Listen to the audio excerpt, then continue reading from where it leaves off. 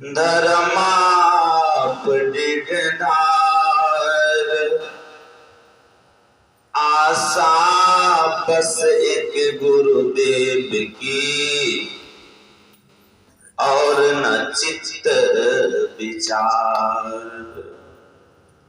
आशा बस एक गुरुदेव की और न चित्त विचार। सद्ज्ञान की गंगा बहती है, गुरुदेव तुम्हारे चरणों में फल मिलता है सब तीर्थों का। गुरुदेव तुम्हारे चरणों में मैं जन्म जन्म भर माया हूँ, अब शरण तुम्हारे आया हूँ। होगा उद्धार इस जीवों का, गुरुदेव तुम्हारे चरणों में। होगा उद्धार इस जीवों का, गुरुदेव तुम्हारे चरणों में। विश्व वंदनीय 20वीं शताब्दी के महान संत सदगुरु के पावन श्री चरणों में ये तुलसीदास का नमन। उपस्थित धर्म प्रेमी सज्जनों, धर्मशीला माताओं एवं भक्तिमती बहनों, सबों के अंदर बैठे हुए परमपिता परमात्मा को मेरा नमन है। नमन है इस यंत्र ध्वनि के माध्यम से श्रवण करते हुए धर्म उपासकों को भी मेरा नमन है।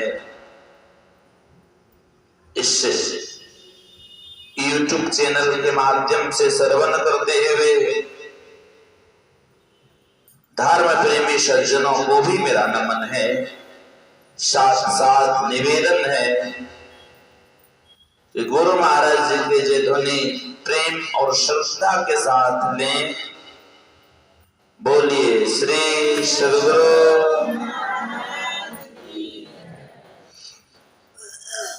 अभी हम लोग महर्षि में ही अभिनंदन ग्रंथ से श्रवण कर रहे थे। गुरु महाराज जी की उपदेश में वाणी,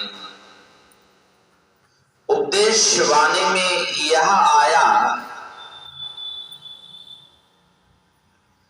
जिस तरह से लक्ष्मण भगवान राम को पूछे, प्रभु सुख के विषय में कहिए, सुख क्या है? भगवान राम से लक्ष्मण ने कहा, क्या कहा? सुख के विषय में कहिए कि प्रभु सुख क्या है? सुख से बैठो अपने महल में, राम भजन है अच्छा। अधिक पैसे कमा लेना, सुंदर सुंदर कीमती कीमती वस्त्र को पहन लेना, यह सुख नहीं है। महल पे महल महल बना लेना, यह सुख नहीं है।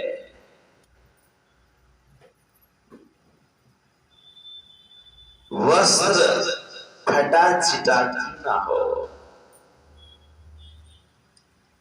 आपके अंदर शिष्टाचार, आपके अंदर सदाचार, आपके अंदर यदि सूच्याचार है और आप आप यदि जीवन में सच्चे सद्गुरु से युक्ति जान के यदि भक्ति करते हैं, यही असली सुख है। सुख के विषय में गोस्वामी जी महाराज ने बड़ा अच्छा कहा। उन्होंने क्या कहा? गरीब कहे धनवान सुखी। गरीब क्या कह रहा है? सुखी कौन होता है? धनवान। धनवान किसको सुखी कहा बतला रहा है? गरीब कहे धनवान सुखी, धनवान कहे सुख राजा। कहा राजा सुखी है, राजा कहे चक्रवर्ती सुखी, चक्रवर्ती कहे सुख इंद्र को भारी। कहते कहते क्या कहते हैं लास्ट पंक्ति तुलसीदास जी महाराज? तुलसीदास विचारी करे। तुलसीदास विचार के उद्देश्य क्या किए? रिजल्ट। तुलसीदास विचारी कहे हरि भजन बिना सब जीव दुखारी। जिसके अंदर ईश्वर की भजन नहीं, भक्ति निसेनी मुक्ति की। भक्ति का अर्थ है मुक्ति पाना, छूट जाना। लेकिन हम आपके अंदर संतोष होना चाहिए। गुरु महाराज कथा कहा करते थे। एक राजा था। राजा समुद्र पे चढ़ाई किया। समुद्र में बम गोला आदि बरसाने लगा। उस समुद्र से मां गंगे प्रकट लेती है राजा, तो कितने जीव जंतु को हत्या कर रहा है। बम गोला आदि इस समुद्र में क्यों बरसा रहा है? कहा तूने मेरे राज्य में बरसों से रहा है। तूने मेरे राज्य में क्या कर रहा है? बरसों से रहा है, लेकिन कर के रूप में कोई तुम टैक्स नहीं दी हो। हम लोग घर का टैक्स देते हैं ना, अपना जमीन है तब पर भी टैक्स देते हैं। देते हैं या नहीं देते हैं? रसीद कटाना क्या हुआ है? टैक्स देते हैं। वर्षों से रह रहे तो टैक्स नहीं दिया, देना पड़ेगा कुछ। कहा जा राजा, तो धन के लिए ना बम गोला आदि बरसा रहा है, अमुक वृक्ष के पास गिरा जमा रखा हुआ है, तुम जितना ढोना चाहते हो तो ढो सकता है, जाओ ले जाओ। गया, सही नहीं राजा महार था। राजा अपने मंत्री से कहा ये सारे अपने महल ले चलो। धोते धोते राजा के कई मंत्री संसार छोड़ चले।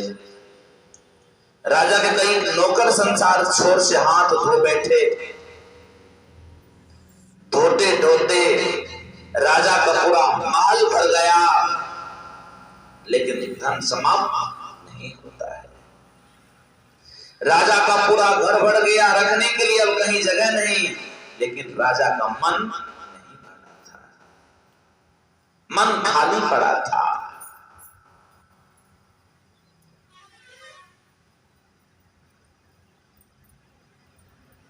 खाली पड़ा था मन। अठम जथा लाभ संतोषा, सपन हो नहीं देख दोष। सपने में भी किसी का दोष नहीं दिखना चाहिए, ये बहुत बड़ा पाप होता है। कहा राजा ने अपने मंत्री से चलो पुनः बम गोला आदि बरसाएंगे। दूसरे मंत्री आया, बम गोला आदि बरसाने लगा। पुनः सरोवर से उन्हें मां गंगा प्रकट। अब राजन क्या हो गया तुम्हें? क्यों बम गोला आदि बरसाने लगो? कहा तूने धन तो दिया, तूने धन तो बतलाया कि धन वहां है, लेकिन धन ढोते ढोते ना तो धन की समाप्ति होती है। मेरे कई घुड़सार मर गए, कई मंत्री मर गए, कई नौकर चाकर मर गए, अब मैं धन कहां रखूं, ये मेरे घर में जगह नहीं है। ये मेरे घर में क्या कहा, जगह नहीं है। मगर के एक मानव की खोपड़ी देती है, इस खोपड़ी में कहा इतना छोटा सा खोपड़ी में उतना बड़ा धन कैसे रखो, कहा जा तो रखो। रखना चाहा, रखते रखते पुनः कई मंत्री चले गए, नौकर चले गए, ना तो धन ही समाप्त होता है, ना तो खोपड़ी ही भरता है। अब राजन ने कहा चलो पुनः बम गोला आदि बरसाएंगे। बरसाने लगा, कहा अब क्या हो गया, कहा मां तो खोपड़ी दी, ऐसा बर्तन दी ना। कई मंत्री राजे, कई मंत्री नौकर चले गए, लेकिन ये धन से ये बढ़ता नहीं है। का राजा तो कितने मूर्ख, मानव का कभी खोपड़ी नहीं बढ़ता। इस खोपड़ी के लिए भरना चाहते हैं तो मानव को अपने मन पे काबू करना चाहिए, और इस खोपड़ी को लिए भरना चाहते हो राजन, इस पे राख डालो, कचरा डालो, अब खोपड़ी बढ़ेगा। कचरा डाला, खोपड़ी बढ़ गया। इसलिए कहा जब आवे संतोष धन तो सब धन धूल समान। जीवन में यदि संतोष नहीं है तो कितना भी भक्ति कर लोगे, कितना धन इकट्ठा करने की जिज्ञासा करोगे, जो तुम्हारे भाग्य में लिखा रहेगा वो नहीं होगा। भाग्य से अधिक तो नहीं। पवन कृष्ण ने कहा अर्जुन से, ए अर्जुन तो कर्म कर सकता है, सिद्ध कर्म करने का अधिकार मैं तुम्हें देता हूं, फल पाने का अधिकार मैं तुम्हें नहीं देता। कर्म प्रधान ईश्वर करी रखा, जो जस करही तस फल जाता। इस इंद्रियों को जो सुख मिलता है वो सुख नहीं। लक्ष्मण ने कहा महाराज आप सुख के विषय में कहिए, क्या है ये सुख? सुख के विषय में तो जानना चाहते हो? कहा हाँ सुख के विषय में जानना चाहता हूं। कार्य सुख के विषय में तो जानना चाहते हो ना, ये आंख से जो भी चीज तो देखते हो ना, सबके सुख देने वाला नहीं, सबके सुख दुख देने वाला है। महाराज सुख क्या है? यदि तो सुख पाना चाहते हो तुमको अपने अंदर में धसना होगा, अपने अंदर खोजना पड़ेगा। उस परमात्मा को खोज करो, अंतरिय जियारी दृष्टिवान कोई देखा है। कौन देखा? सब कोई का गुरु भेदी का चरण सेव कर भेद भक्ति पाता है। वह भक्त गुरु रूपी चरण पकड़ के वह भक्ति को पा लेता है। जिस सुख का एक बार दर्शन हो गया तो सहज वायु बड़ा अच्छा। उन्होंने क्या कहती है, भैया जी हरि रस पी मत पारा, भैया जी हरि रस पी मत पारा, आठ पहर ही झोमत बीते, डार दियो सब भारा, भैया जी हरि रस पी मत पारा। आठ पहर एक दिन और एक रात्रि को कहा जाता है। आठों पर उस मस्ती में मैं रहती हूँ। अरे जिस मस्ती में यदि एक बार यदि तुम चले जाओगे, हमारे गुरु महाराज ने कहा गुरु खोले त्रिद्वार। क्या खोलते हैं गुरु महाराज? गुरु खोले त्रिद्वार, हो ब्रह्मांड में बैसाल रखी ज्योति अपार भजो साधु। गुरु कहते सद्ज्ञान, क्या कहते हैं गुरु महाराज? गुरु कहते सद्ज्ञान, सुन के मिटता अज्ञान। सुन के क्या हो जाएगा? अज्ञान। जो हम लोग जो अज्ञान रूपी मोह रूपी दिखते हैं संसार में फंसे हुए हैं, अज्ञान से हम लोग ऊपर उठेंगे, हम लोग परमात्मा में मिलके क्या हो जाएंगे? जिस तरह से देखते होंगे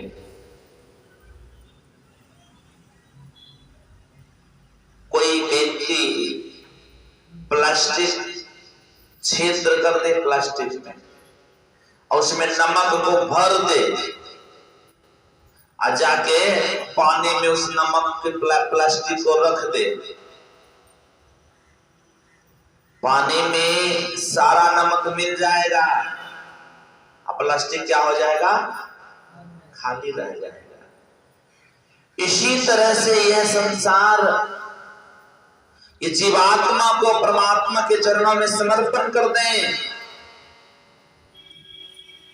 और अरे ये शरीर तो एक प्लास्टिक की खोल है, इस शरीर को जहां दे दो, लेकिन बगैर प्लास्टिक का नमक भी नहीं रह सकता। रह सकता है? नहीं रह सकता। नमक को किसी चीज का आधार लेना पड़ेगा। जहां पे लीजिए आधार है, किसी चीज का सहारा लेना पड़ेगा।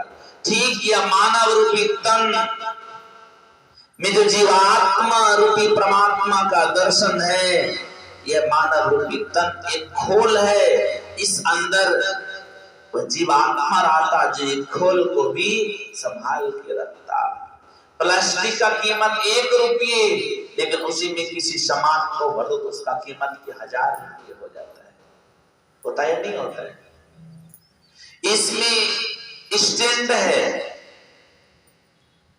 ये 1500-700 रुपये का होगा, लेकिन इसके साथ साथ प्लास्टिक आता है, उसी कीमत में उसको भी जोड़ के दे दिया जाता है। और स्टैंड को अलग करना, प्लास्टिक को देके 2 रुपये में ले लीजिए, लेंगे कोई? ले सकेंगे ना? नहीं ले सकेंगे। ठीक, ये जीवात्मा का सहारा, ये जीवात्मा इस शरीर का सहारा लिया, शरीर भी ये जीवात्मा का सहारा लिया। दोनों जब सहारा लिया तो दोनों क्या हो गया? पूजनीय हो गए। ये शरीर का लक्षण होके पीते, इस मुखारबिंद से लोग अमृत में वाणी श्रवण करते, तो लेकिन जब ये शरीर से जीवात्मा निकल के चला गया तो क्या कहते हम लोग? एक शरीर से पिंजरा खाली हो गया। ये पिंजरा कैसा है? का झूठा यह संसार है, माया की बाजार है। मायापति भगवान को हमारा नमस्कार है।